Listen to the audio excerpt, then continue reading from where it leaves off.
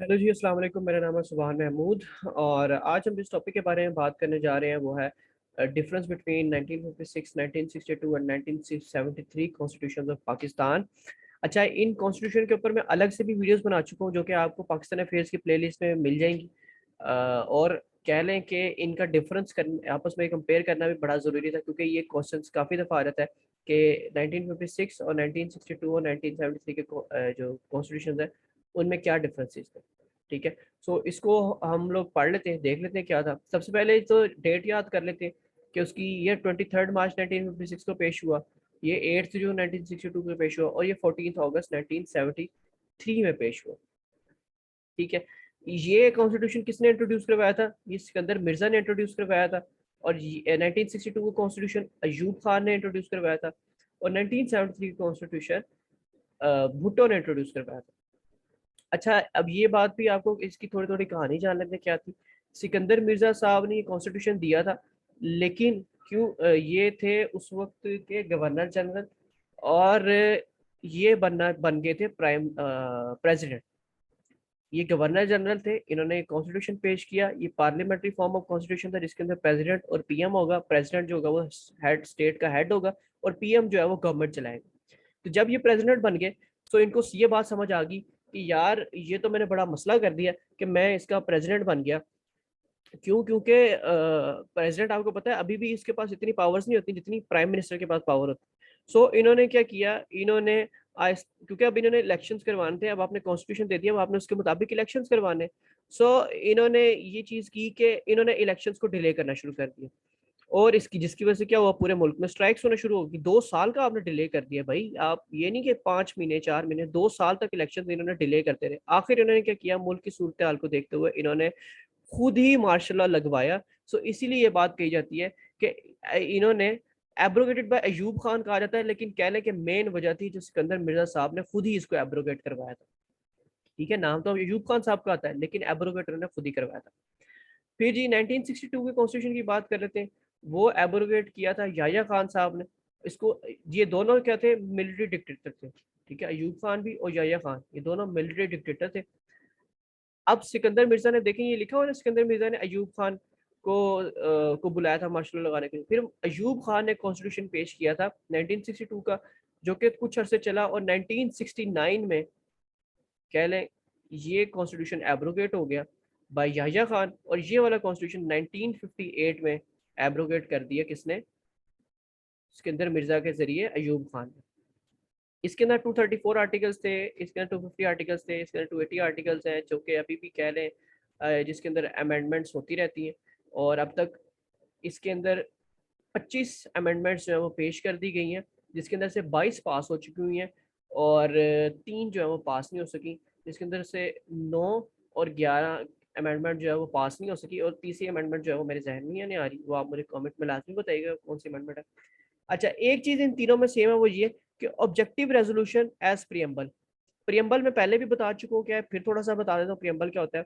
Preamble वो point होता है कि जिसकी बेस के ऊपर आपने पूरी बुक लिखी होती है। ठीक है, या आप कहते हैं ना, अच्छा जी ये मैं बुक लिखने लगा हूँ एक, इसके लेकिन मैं सर्टेन रूल्स पहले से बना रहा हूँ कि इन रूल्स के अलावा इस बुक के अंदर मैं कुछ नहीं लिखूंगा।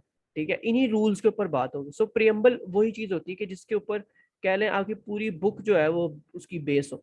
सो ऑब्जेक्टिव रेजोल्यूशन क्या है? ऑब्जेक्टिव रेजोल्यूशन इसको सबसे पहले लियाकत अली खान साहब ने पेश किया था अपने टाइम पे 1949 में।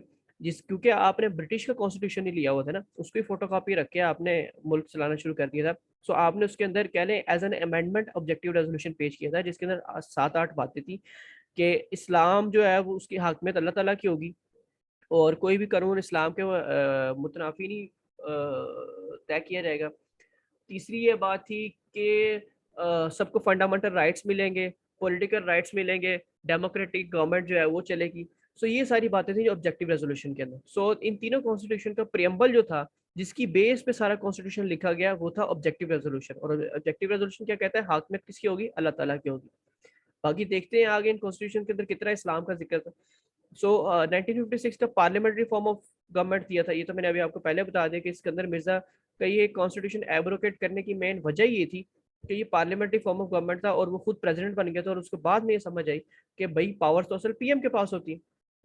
اور جب یہ بات ایک ڈکٹیٹر کو سمجھ آ گئی, ایوب خان آیا نا, اس نے ایبروگیٹ کر دیا, تو ایوب خان کو یہ بات تو کنفرم ہوگی کہ یار پارلیمنٹری فارم آف گورنمنٹ میں میرے پاس پاورز نہیں رہیں گی, تو اس نے پھر کیا کیا, اس نے پریزیڈنشیل فارم آف گورنمنٹ پیش کیا, ٹھیک ہے.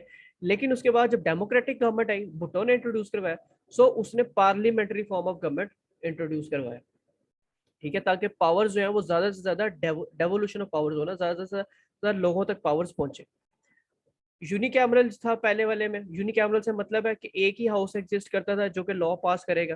ابھی تو سینٹ ہے اور نیشنل اسمبلی ہے, پہلے صرف نیشنل اسمبلی ہوتی تھی, ٹھیک ہے, جس کے اندر سارے لاز جو ہیں وہ پاس ہونے.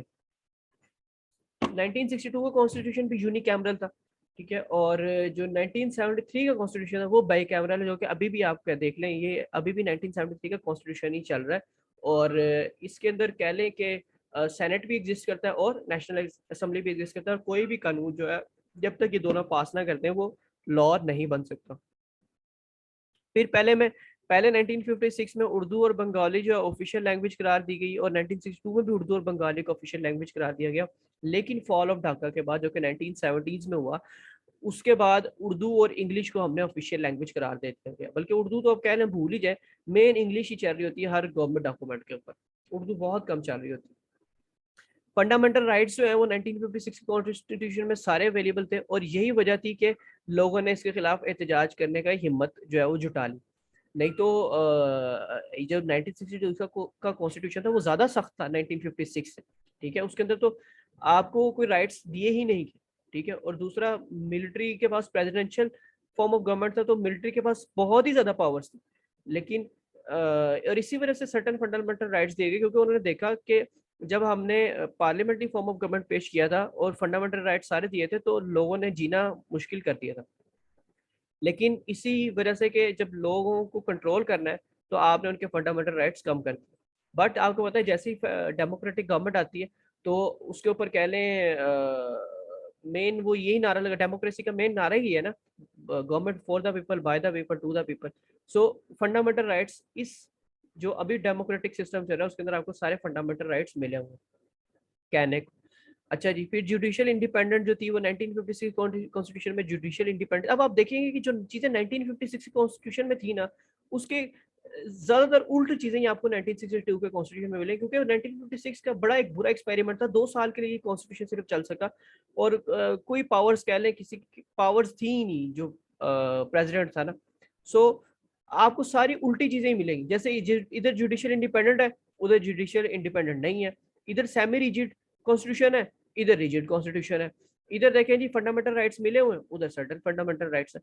سو کہہ لیں ایک یاد کر لیں, آدھی سے زیادہ چیزیں اس کے بالکل الٹ ہے سوائے یونیکیمرل کے اور اردو اور بنگالی لینگویج کی.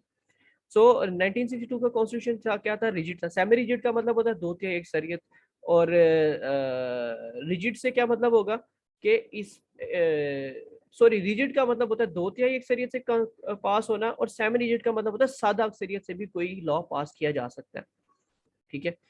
سو یہ پھر اس کے بعد جی اسلامک پروویژنز جو تھیں وہ 1956 کے کانسٹیٹیوشن میں بالکل اویلیبل تھی. پی ایم اور پریزیڈنٹ کا مسلم ہونا ضروری تھا, اور بھی کافی اسلامک ریپبلک آف پاکستان کا نام رکھا گیا تھا. اس طرح کی کافی پروویژنز جو تھیں وہ اویلیبل تھی 1956 میں. لیکن 1962 میں ایسا نہیں تھا, پاکستان کا نام ریپبلک آف پاکستان, آپ کو میں نے بتایا تھا نا الٹ ہوگا, ریپبلک آف پاکستان رکھ دیا گیا. دوسرا ایک نئی راہ کھول دی گئی کسی بھی بندے کے نان مسلم کا پریزیڈنٹ بننے کے لیے. ہوتا کیا تھا کہ انہوں نے یہ بات تو رکھی ٹھیک ہے جی 1962 میں کہ پریزیڈنٹ مسلم ہونا چاہیے, لیکن جب پریزیڈنٹ کبھی بھی باہر گیا ہو تو اسپیکر جو ہے وہ ایکٹنگ پریزیڈنٹ بن جائے گا. اور یہ بات انہوں نے نہیں رکھی کہ اسپیکر مسلم ہو یا نان مسلم ہو, اس سے فرق نہیں پڑتا. سو کیا ہوا کہ اگر let us suppose speaker naan مسلم الیکٹ ہو جائے اور پریزیڈنٹ باہر کے ملک گیا ہوا ہو یا کہیں بھی ہو یا کچھ بھی ایمرجنسی کی حالت ہو, تو اسپیکر جو ہے وہ ایکٹنگ پریزیڈنٹ بن جائے گا, اور اس طرح ایک نئی راہ کھل گئی نان مسلم کے لیے ایکٹنگ پریزیڈنٹ بننے کے لیے. سو اسلامک پروویژن 1973 میں obviously اویلیبل ہے, اور ایک اسلامک کونسل بھی بنایا گیا جو کہ یہ دیکھ رہا ہوتا ہے کہ کوئی بھی قانون اس طرح پاس نہ ہو جو کہ اسلام کو منافی ہو. پھر جی ڈائریکٹ الیکشن میتھڈ انٹروڈیوس کروایا گیا 1956 میں. اس کے اندر کہہ لیں بیسک ڈیموکریسی انٹروڈیوس کروائی گئی, جس میں 40,000 نمائندے ویسٹ سے ہوں گے, 40,000 نمائندے ایسٹ سے ہوں گے. اس سے مطلب یہ ہے کہ لوکل گورنمنٹ سسٹم یا لوکل لیڈرز جو ہیں یہ وہ ہیں 40,000. ٹھیک ہے. سو یہ 40,000 لوگوں کو ویسٹ سے لوگ چنیں گے پوری ساری عوام, اور ادھر سے بھی 40,000 لوگوں کو لوکل لیڈرز کو لوگ چنیں گے, اور یہ جا کے پھر ایک جگہ پہ بیٹھیں گے اور یہ پریزیڈنٹ کو سلیکٹ کریں گے. اور یہ یہاں 1973 میں ڈائریکٹ الیکشن کا میتھڈ انٹروڈیوس کروایا گیا. پھر جی جو ووٹنگ ایج ہے وہ 21 ایئرز آف ایج, صرف ایک ہی اس کے اندر ضرورت تھی کہ جی 21 سال کا جو بھی ہو جیسا بھی ہو بندہ وہ ووٹ ڈال سکتا ہے. لیکن 1962 میں ایسا نہیں ہے, صرف پرٹیکولر کرائٹیریا رکھا گیا ووٹرز کے لیے کہ کچھ ایج کا کرائٹیریا رکھا گیا, سرٹن ایجوکیشن ہونا لازمی ہے. سو یہ ساری چیزیں جو ہے بالکل مختلف آپ کو ملے گی 1962 کے کانسٹیٹیوشن میں.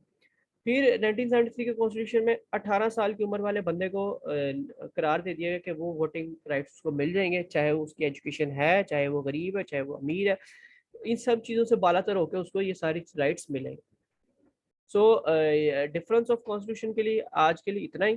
انشاءاللہ ملتے ہیں نیکسٹ ویڈیو میں جس کے اندر ہم امینڈمنٹس کو ڈسکس کریں گے اور 18th امینڈمنٹ کو ڈسکس کریں گے, اس کے بیک گراؤنڈ کا ڈسکس کریں گے, اور اس پریزیڈینشیل فارم آف گورنمنٹ دوبارہ پاکستان میں آ سکتا ہے یا نہیں آ سکتا ہے, اس کوشچن کو ڈسکس کریں گے, اور بھی کافی نئی چیزیں آپ کے لیے لے کر آئیں گے. سو یہ پاکستان افیئرس کی جو پلے لسٹ ہے اس کے اندر آپ کو پاکستان کے بننے سے لے کر پاکستان کے چلنے تک آپ کو سارے لیکچرز مل جائیں گے. سو اگر آپ سی ایس ایس یا پی ایم ایس کی تیاری کر رہے ہیں تو اس پلے لسٹ کو شروع سے اینڈ تک لازمی دیکھیں تاکہ آپ کی ایک اچھی تیاری ہو سکے.